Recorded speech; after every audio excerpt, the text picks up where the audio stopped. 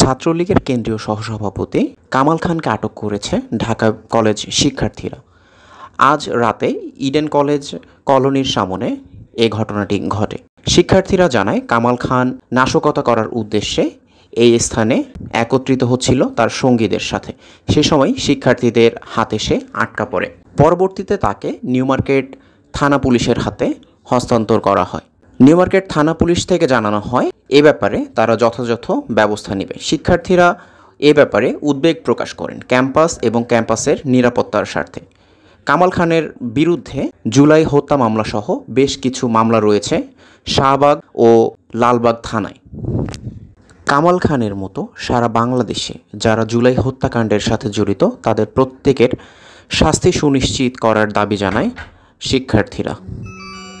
কোনো ধরনের আমাদের মেলামেশা নেই ভাই, আমি শুধু আমার ওয়াইফকে নিতে আসছি ভাই। আপনার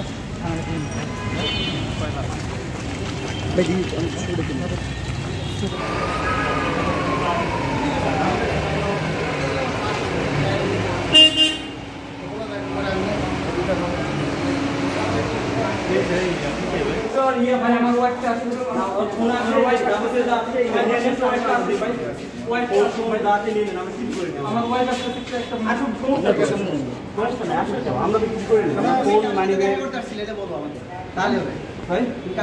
আমি আমার ওয়াইফকে নিতে আসছি। আপনার বিশ্বাস গোপন মিটিং ছিল আজকে? কোনো আচ্ছা কোনো গোপন মিটিং ছিল ভাই? আচ্ছা কোনো গোপন মিটিং ছিল ভাই? আমি নিউ মার্কেট থানায় ভাই। হ্যাঁ হ্যাঁ হ্যাঁ